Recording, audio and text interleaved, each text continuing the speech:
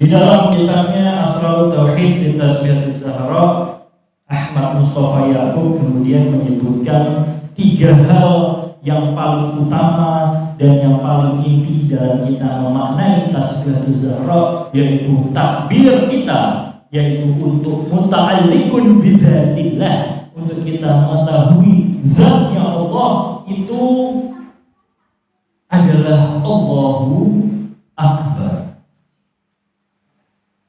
Dan kemudian Abu Bakar bin Muhammad Taqiyuddin al-Dimashqi ini bertanya kepada salah satu, kalau kita lihat 752 sampai 829 Hijriah itu masih di era Abbasiyah, antara Imam Jawad sampai ke Imam Hasan Askari, itu masih di dalam era itu. Kemudian bertanya di dalam salah satu yang mencintai Ahlul Bait, karena di dalam masa hidupnya dia ini seringkali menganggap remeh Tasbihatus Zahra, terutama takbirnya. Jadi salah satu makna seorang, kalau kita tahu Ibnu Taimiyah, ini kalau kita dipublikasikan agak sedikit ekstrim, tapi Al-Fakir harus sebutkan ini untuk apa? Karena setiap kita yang salah dalam memaknai Allahu Akbar, maka tidak lain hidupnya sama seperti dia, meninggalnya sama seperti Ibnu Taimiyah. Apa makna takbir? Muta'alliqun bidzatillah. Kita harus kemudian menjadi satu pada zatnya. Seperti apa nanti akan kita bahas cara-caranya untuk bisa kita mendapatkan keridhaan dari Allah. Disebutkan di dalam Imam Ja'far Shadiq, kemudian ketika ditanya ma makna Allahu Akbar, qala rajulun Allahu Akbar, faqala Allahu Akbar min ayyi syai', faqala min kulli syai', faqala Abu Abdillah Imam Ja'far alaihi salam haddathahu faqala rajul wa kaifa aqul, faqala Allahu Akbar min an yusaf. Jadi kalau kita mengucapkan Allahu Akbar dari hal apa? Besarnya Allah ini maha paling besar, dari besarnya apa? Itu yang harus kita tanyakan lagi kepada diri kita. Kalau Allah itu hanya lebih besar dibanding bumi ini, maka hanya saja itu saja yang kita tahu. Yang harus kita bisa maknai bahwa Allahu Akbar min an yusaf, dari apapun yang Anda lihat sifati di dalam kehidupan dunia ini, akhirat nanti, itu besar dan lebih besar dibanding Allah SWT, maka kezatan justru Allah lebih besar di antara semua. Itulah kenapa di dalam salah satu riwayatnya, ketika kita mendapatkan musibah, sujudlah kita, mendapatkan ujian kita harus sujud menghadap kiblat, mengucapkan Allahu Akbar. Atas apa? Atas semua ujian, tidak ada yang lebih besar dibanding Allah. Untuk kita kemudian mengucapkan Allahu Akbar itu harus kita maknai sampai 34 kali. Di dalam Allahu Akbar yang kita baca, Allahu Akbar dari ujian saya, Allah lebih besar dari semua rezeki yang ada di dalam dunia ini. Allahu Akbar min an yusaf, Allahu Akbar dari semua itu harus kita pahami, harus kita temukan 34 kali Allahu Akbar ini, baru kita bisa memaknai Allahu Akbar. Jadi tidak remeh untuk kita bisa mengetahui makna Allahu Akbar adalah menurut Imam Ja'far Shadiq dari segala sesuatu yang Anda sifati. Jadi nanti kalau kita sudah mulai membaca Tasbihatus Zahra lagi, kita harus memaknai pelan-pelan baca. Kalau banyak gitu ya nggak kita dapat maknanya. Seringkali kita bacanya cepat, kadang sekali ngambil 3, 4. Jadi banyak, kadang nggak sampai 34 akhirnya, paling cuma 10, kadang 15 sudah alhamdulillah udah dapat yang besar ya.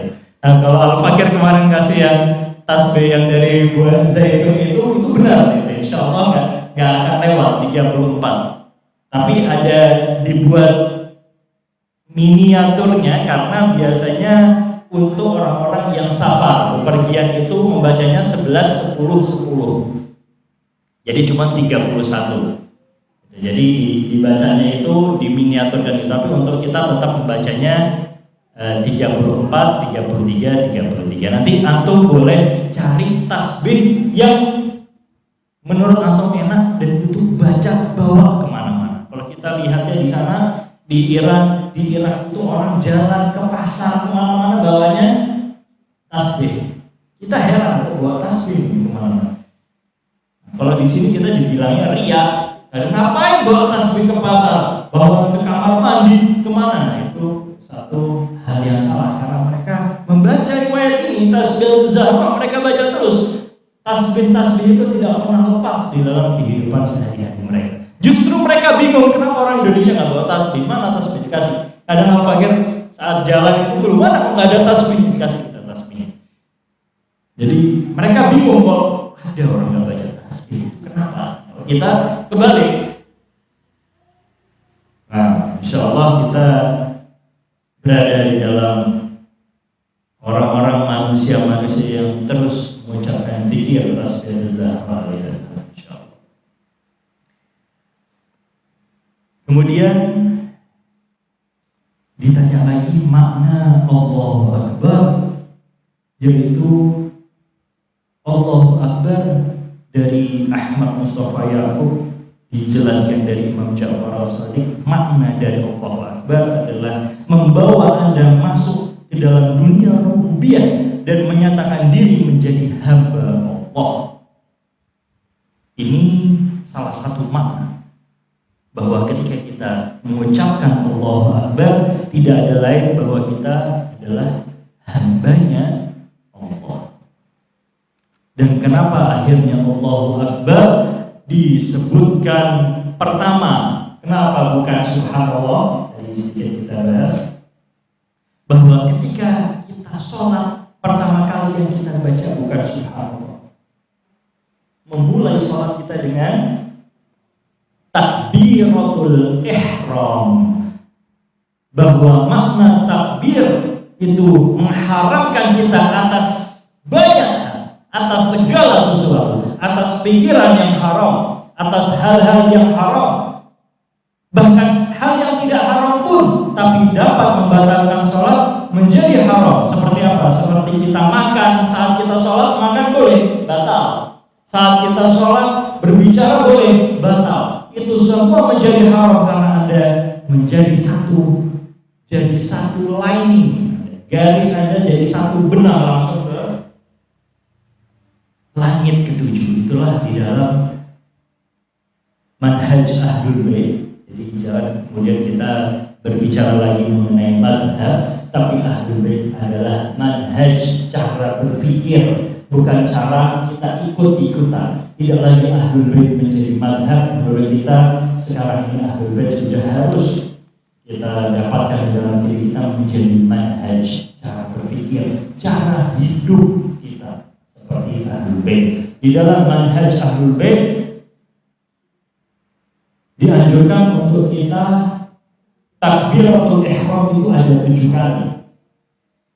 Jadi Rasulullah, Ahlul Bait ketika dalam sholat Allah 3 kali. Bacaannya tidak keras. Allah. Setiap Allahu Akbar itu memiliki makna-makna tertentu. Baru yang ketujuh adalah Allahu Akbar. Itu maknanya adalah kita sudah bertemu dengan Allah Subhanahu wa Ta'ala. Apa riwayatnya? Di dalam satu makna Allahu Akbar, dalam riwayat dari Mustadrak Al-Sa'id disebutkan dari Abu Abdullah Ibn Ja'far As-Sadiq alaihissalam, Allah memerintahkan Nabi Muhammad untuk melihat jati dirinya dengan pergi menuju Hajarul Aswad. Ya Muhammad, lihatlah dirimu. Ini perintahnya Allah. Wahai Muhammad, lihatlah dirimu dengan menghadap Hajarul Aswad. Nah, jadi Rasulullah kemudian dianjurkan di diperintahkan menghadap Hajarul Aswad. Sesampainya beliau di Hajarul Aswad, Rasulullah diwahyukan untuk mengucapkan Allahu Akbar 7 kali. Jadi inilah kemudian yang mengasaskan Allahu Akbar harus 7 kali sebelum kita sholat. Nanti seperti apa fikihnya, bacaan-bacaannya insyaallah kita akan share. Kenapa 7 kali? Yaitu hijab Allah dan makhluknya dengan hati yang niat dan tulus. Dan 7 kali ini itu adalah salah satu Anda bisa menemukan siapa jati dirinya Nabi Muhammad ketika Rasulullah membuka takbir Allahu Akbar yang pertama. Takbir langit pertama terbuka itu dengan takbir ya Rasulullah, bukan takbir kita, takbir ya Rasulullah membuka langit. Tapi ini diajarkan, bukan kemudian kita tidak bisa. Kita diajarkan, dianjurkan untuk membaca 7 kali takbir sebelum kita membaca Al-Fatihah di dalam sholat. Takbir yang pertama, takbir yang kedua, 3, 4, 5, 6, 7. Sampailah engkau wahai Muhammad dalam sebuah penglihatan samudra cahaya, dan dengan samudra cahaya itulah diciptakan Muhammad dari nur yang Muhammad dan diturunkan menjadi engkau. Jadi inilah makna dari Rasulullah. Kalau mau melihat dirimu seperti apa, mempelajari dunia dan sinisnya seperti apa, ucapkan Allahu Akbar ketika menghadap Hajarul Aswad. Kalau kita insya Allah kita mendapatkan umrah, haji, diberikan izin oleh Allah Ta'ala, semuanya bisa mendapatkan umrah, haji, semua yang kita inginkan menuju kepada awal baitin wudi'an linnas, pertama kalinya rumah yang diciptakan untuk manusia, Hajarul Aswad. Itu ketika kita lewat mengucapkan takbir, dan takbir kita itu adalah untuk membuka hijab-hijab. Jadi kemudian ketika Rasulullah mendapatkan perintah ini, dibuatlah tawaf sampai 7 kali. Nah, kalau di dalam Ahlus Sunnah susah. Apa makna 7 kali? Apa 7 itu? Kenapa kok tawaf harus 7? Kenapa kok takbir kita di dalam sholat 1 rakaat ada 7? Nanti silakan mulai dipelajari lagi makna takbir untuk bisa membuka takbir yang ada hijab-hijab kita kepada Allah Subhanahu wa Ta'ala. Allahu Akbar. Nah, ini juga mungkin menjadi salah satu hazanah untuk diri kita dalam baca takbir. Itu juga tidak boleh sembarangan. Kalau kemudian Al-Fakir sebutkan ini adalah cerita fakta, ini adalah fakta juga nyata ketika guru kita Habib Husin Al-Habsyi dulu ketika di Ma'had sempat kebakaran pondok di Kersian, di Kersian itu sempat kebakaran. Beliau ini keluar hanya pakai kaos putih saja sama sarung, mengucapkan Allahu Akbar, apinya padam. Ini Allahu Akbarnya belum ke Rasulullah, baru ke guru kita, baru ke Ustaz Muslim. Allahu Akbarnya itu api, Allahu Akbar itu baru kemudian pemadam kebakaran datang terlambat, sudah mati api. Kok bisa ini mati ya? Itulah kemudian pondok api ini bisa terkenal karena kekaromahannya. Salah satu takbirnya Ustaz Husin itu bisa memadamkan api, dan itu dipercaya. Dan kemudian Ustaz Husin dibanyakkan ceramah hanya karena tasbihatus Zahra dan takbir ini disebutkan beberapa kali. Begitu juga dalam salah satu sholatnya Ustaz Husin ketika sholat cincinnya pecah, jadi Allahu Akbar itu pecah cincinnya. Kalau kita lihat cincin jatuh mungkin ya pecah, tapi ketika takbir pecah, nah ini berarti ada sesuatu di dalam takbirnya, makna yang begitu dalam untuk kita bisa mendapatkan takbiratul ihram di dalam sholat. Jadi bisa jadi sholat kita tidak khusyuk karena memang takbir kita belum sampai kepada makna yang benar.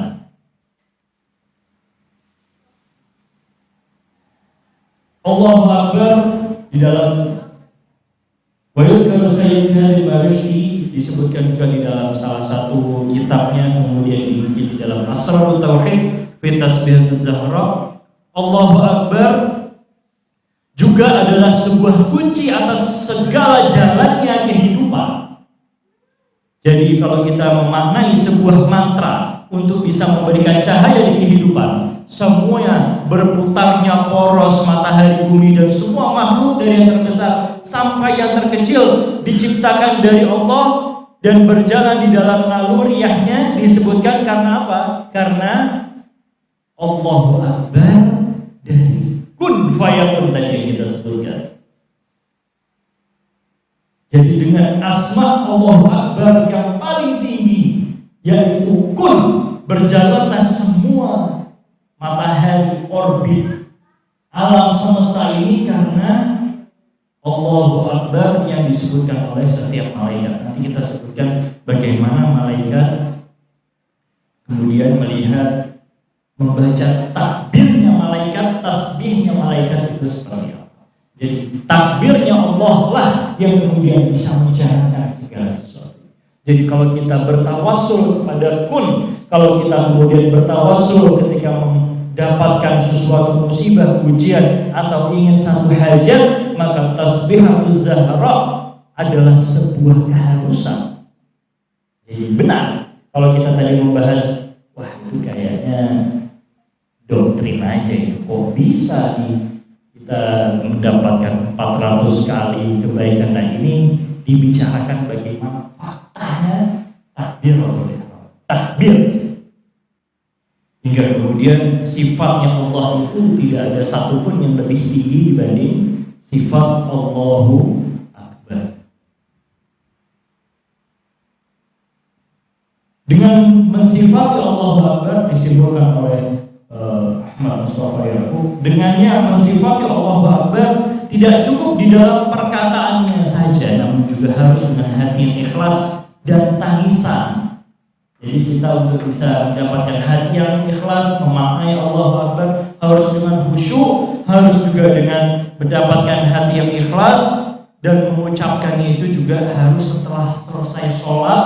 Ya, kalau kita setelah selesai sholat dan membaca tasbihatul zahra, itu kita mencoba untuk menutup barangkali ada takbir-takbir kita yang salah di dalam sholat kita. Jadi 34 kali lebih banyak, satu lebih banyak dibanding tahmid dan tasbih. Juga disebutkan apa?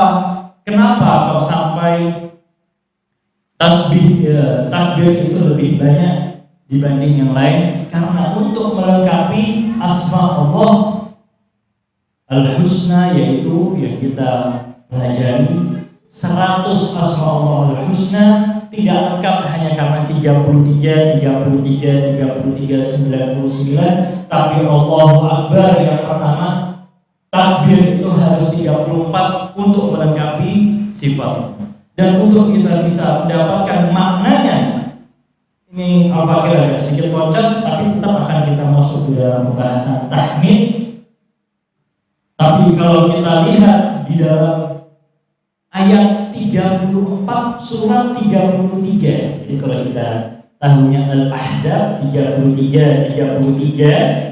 nah ini juga menjadi salah satu asas kenapa tahmid dan tasbih juga dibaca. Bahwa takbir memiliki ayatnya selanjutnya, bismillahirrahmanirrahim, wadhkurna ma yutla fi buyutikunna min ayatillah wal hikmah innallaha kana latifan khabira. Jadi ini ayat setelah selesainya innama yuridullahu yudhiba ankum rijsa ahlul bait wa yutahhirakum tathira wadhkurna ma yutla fi buyutikunna. Maka kemudian ketika Anda sudah mengucapkan sholawat mendekatkan diri kepada ahlul bait, 34 ini mayutla fi buyutikunna. Ini yang digaris bawahi. Dan sebutkanlah ini sunnah dari ahlul bait di dalam rumah-rumah kalian. Fi buyutikunna ini maksudnya adalah untuk kita membaca tasbihatul zahra Allahu Akbar yang juga maknanya ada ahlul bait. Kita sebutkan selalu di dalam rumah-rumah kita untuk bisa mendapatkan atharullah mendapatkan penjagaan dari Allah Subhanahu wa taala. Itu kenapa Allah Akbar ada 3.